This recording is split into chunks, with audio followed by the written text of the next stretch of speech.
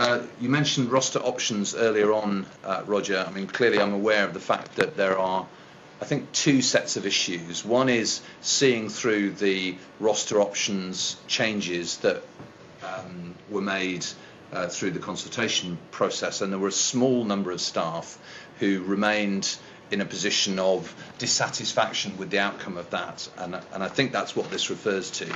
There is a broader issue about the rostering of Christmas, which I think is was an ongoing or rumbling issue just as I went away. So I don't know if you can comment on the first of those. I can comment on both, actually. Okay. I'm Roger Rawlinson, HR Director. Yes, we still have approximately 30 people with whom we are working in order to resolve roster options issues. There are 6 people who have not been allocated a colour, a roster option itself, and we're working with them. It could be that we have to terminate contracts and re-engage some of those people. There are 7 people who returned their amendment to contract but returned it with a comment, and so we're picking up those comments because we see that as a contractual obligation on our part.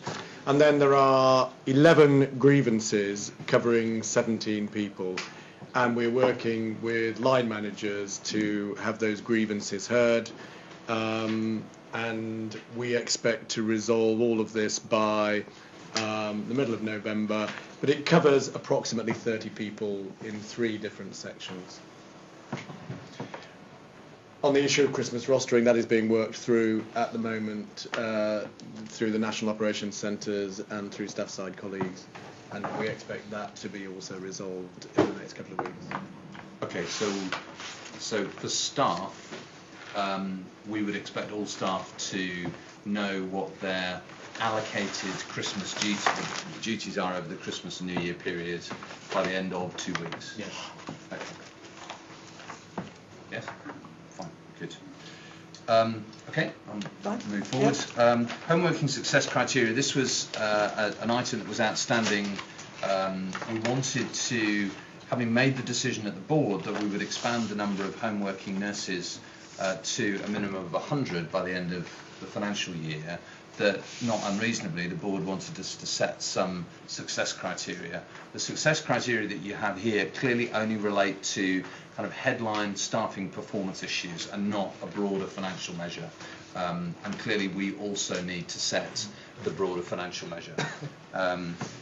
These figures, again, have been developed while I've been away, but I assume that they relate to the experience that we had through the Plymouth pilot, and we've come to a view that we should expect these performance improvements as a minimum. Is that right, Roger? Yeah, yes, absolutely. And I think it's also worth adding that at the moment, home working is only going to apply to potential site closures, to clinical team leaders who choose to work as home working Band 6 nurse advisors, and to a small number of people to whom we're offering home working as part of reasonable adjustments for disability discrimination, and that we don't expect to offer home working to the nurse advisor group as a whole for some months,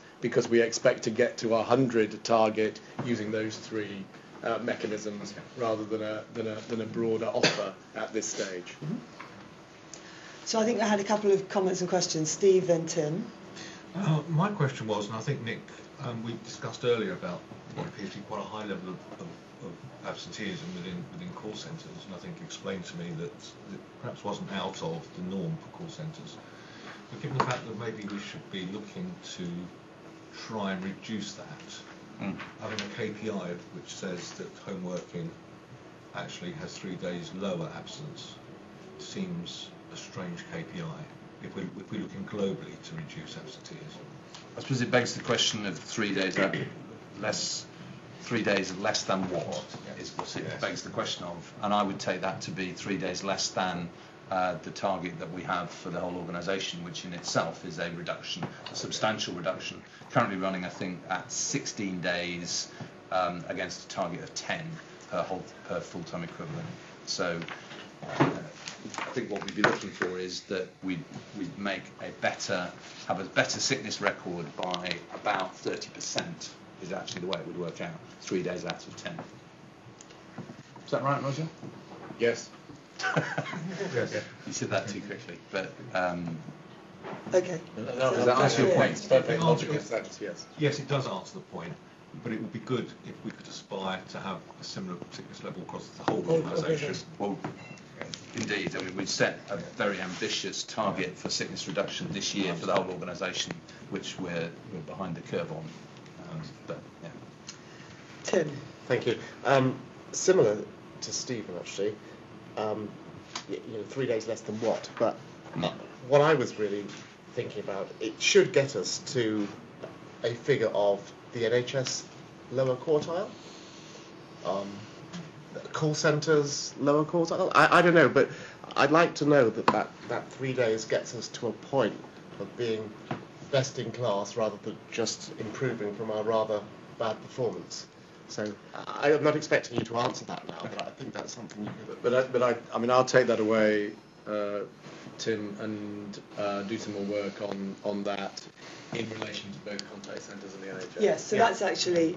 So there's another piece of work I've got to be you, done. Peter. Okay. That's actually a question not particularly about home working, that's a question about our overall sickness absence rate. And so the question that's being tabled is, looking at our 10 days per year target, where would that place us in relation to other organisations?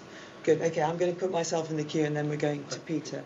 Tim, you haven't finished? Okay. Actually, and just to come back to Roger's point and the earlier point about potential or not of a flu pandemic this winter, our relaxed rollout of home working might have to be accelerated should there be a flu pandemic this Christmas. So I'm hoping those dates, Roger, that you just told us about are actually okay from a pandemic viewpoint. And again, you might not have the answer right now, but I do think, Tim, we need to make a distinction between permanent home working and home working light. Yeah.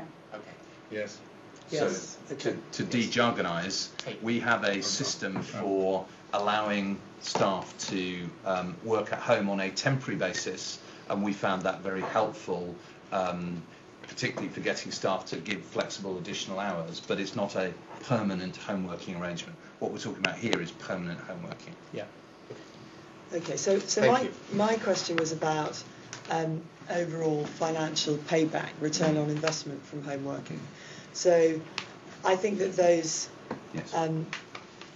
criteria are useful, but the question it leaves me with is how do we measure whether overall financially it's beneficial? And I wondered whether we might want to be expressing that in terms of how long it takes for there to be payback from the initial investment of setting somebody up as a home worker and the telecoms cost and the kit and so on. How do we decide financially whether home working is a plus or a minus for the organisation? Chair, we will undertake a financial appraisal based on the set-up costs and using these benchmarked indicators to give you an overall financial appraisal, and we'll bring that back to the board. Good, that would be excellent. Are you answering that? Or? Yes, it's just a little. So I did take the opportunity of spending a day with Health Direct, as it's called, in Australia while I was there, and I haven't passed this on to Alan yet, but will do. Their setup costs are 1,000 Aussie dollars, which is about 600 and 700 quid, and I was quite pleased about that, really, because it compares favourably to our own setup costs. So it may be that they've got something that we can copy. Or not? Yeah.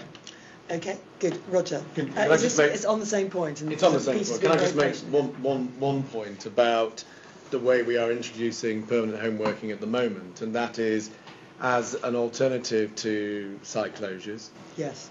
As part of reasonable adjustments for disability discrimination, and as an alternative for clinical team leaders who are happy to become Band 6 nurse advisors.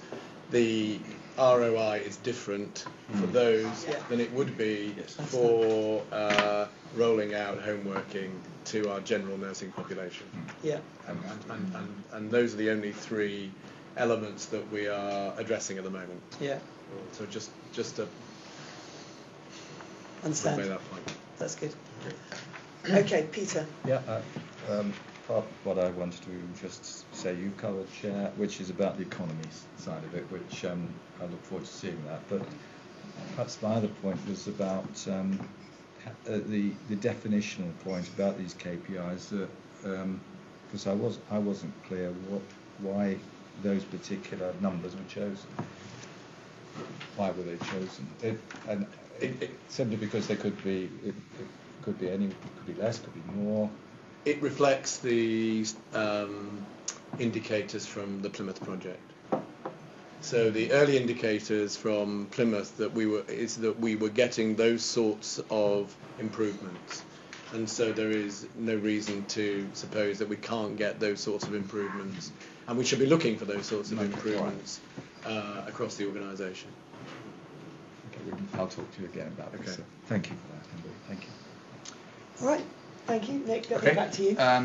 There's information here about the restructuring of the HR function, which I will report the outcome of that. This isn't at the level that requires board's approval of the proposals, but it is part of our overall overhead reduction plan for this year.